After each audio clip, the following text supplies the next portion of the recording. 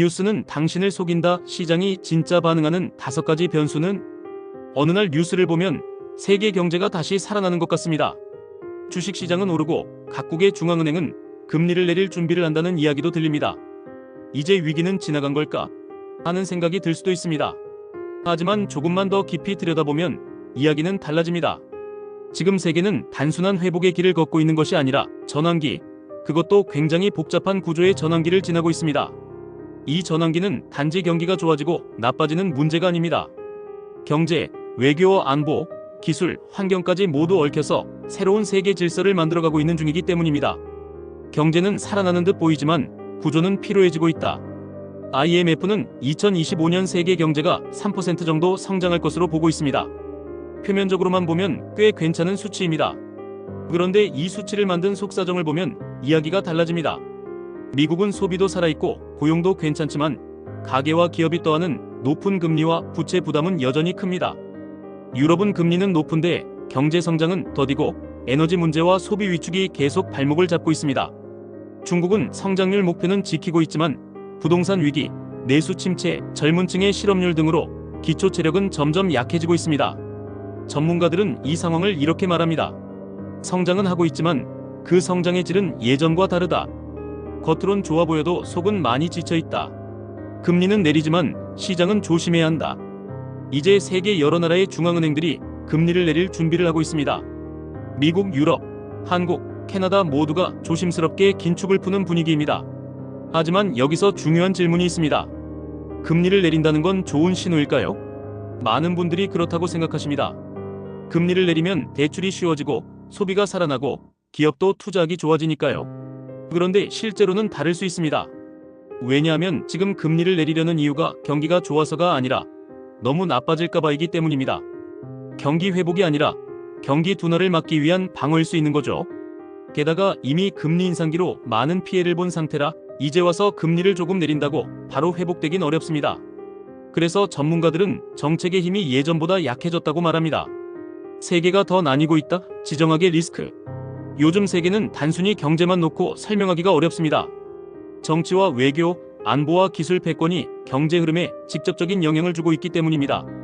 우크라이나 전쟁, 이스라엘 가자 충돌, 미중 갈등, 대만 문제 등 이런 일들이 공급망, 무역, 자본 흐름에 영향을 미치고 자산 시장까지 흔들어버립니다. 예전에는 경제는 정치에서 자유롭다고 생각했습니다. 하지만 지금은 반대입니다. 경제가 정치에 아주 민감하게 반응하고 있습니다.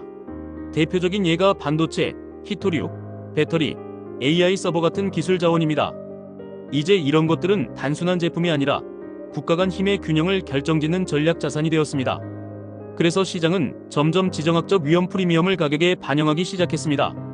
즉 리스크가 큰 지역에는 투자 자금이 가지 않고 정치적으로 안정되고 신뢰할 수 있는 나라에 돈이 몰리고 있습니다. 주식시장은 왜 오르는데 불안할까? 많은 분들이 요즘 시장이 다시 좋아졌다고 느끼십니다. 특히 미국 기술주나 AI 관련 주식은 계속 오르고 있고 금리도 내려간다고 하니 이제 진짜 회복이구나라고 생각하기 쉽습니다. 그런데 중요한 건 이 상승이 진짜 회복 때문인지 아니면 기대감 때문인지를 구분하는 것입니다. 지금 시장은 아직 기업 실적이 충분히 회복된 것도 아니고 소비가 확실히 살아난 것도 아닙니다. 단지 앞으로 좋아질 것 같다는 기대로 움직이고 있을 뿐입니다. 이런 시장을 기대 주도형 시장 expectation minus driven market이라고 부르는데 문제는 그 기대가 꺾이는 순간 시장은 빠르게 조정될 수 있다는 점입니다. 외교 경제 전문가들은 지금을 이렇게 봅니다. 세계은행, IMF, 미국 연준, 유럽 중앙은행, 그리고 세계적인 투자기관들은 지금의 시장을 어떻게 보고 있을까요? 그들은 대체로 5가지 공통된 흐름을 말하고 있습니다. 첫 번째, 세계는 한 방향이 아니라 여러 방향으로 움직이고 있습니다. 과거엔 미국이 중심이 되어 세계 경제를 이끌었지만 지금은 미국, 중국, 유럽, 인도 등이 각자 다른 방향으로 움직이고 있습니다. 세계는 이제 다극화 MULTIPOLARIGATION의 시대에 들어섰습니다. 두 번째, 정부의 정책도 지속 가능성이 중요합니다. 단순히 금리를 내리거나 돈을 푸는 게 아니라 그 정책이 얼마나 믿을 수 있고 오래 갈 수 있는가가 중요해졌습니다. 세 번째, 세계는 성장보다는 저성장의 시대로 바뀌고 있습니다. 생산성은 정체되고 고령화는 심화되며 기후전환 비용도 높아지고 있습니다. 장기적으로 성장률은 낮아질 수밖에 없습니다. 네 번째, 투자 전략은 공격보다 방어에 집중해야 합니다. 불확실성이 클수록 투자자들은 현금 흐름이 안정적인 자산 채권, 배당주 등에 관심을 갖게 됩니다. 변동성이 큰 테마주는 줄이고 지속 가능한 자산을 선호하게 됩니다. 다섯 번째, 정치적 리스크도 이제는 가격에 반영됩니다. 과거에는 정치적 이슈가 주가에 큰 영향을 주지 않았습니다. 하지만 지금은 정치, 외교, 공급망 리스크가 자산 평가에 직접 반영되고 있습니다. 그만큼 세상이 복잡해졌다는 뜻입니다. 그럼 우리는 어떻게 판단하고 행동해야 할까요? 이런 복잡한 환경 속에서 투자자 혹은 경제 참여자로서 우리가 가져야 할 태도는 단순합니다. 첫 번째, 숫자보다 구조를 먼저 보아야 합니다. 단순히 금리가 내렸다고 반등에 올라타기보다 왜 그런 정책이 나왔는지를 먼저 해석해야 합니다. 두 번째, 자산은 분산하고 현금 흐름을 우선 고려해야 합니다. 지금은 높은 수익률보다 지속 가능한 안정성이 더 중요한 시기입니다. 세 번째, 정책, 정치, 공급망의 흐름을 함께 읽어야 합니다. 시장은 이제 경제 뉴스만으로 움직이지 않습니다. 세계 질서와 외교, 산업 구조의 변화가 더 중요한 기준이 되었습니다. 마지막으로 지금의 시장은 단순한 위기 이후의 회복이라고 보기 어렵습니다. 우리는 지금 전환기에 서 있습니다.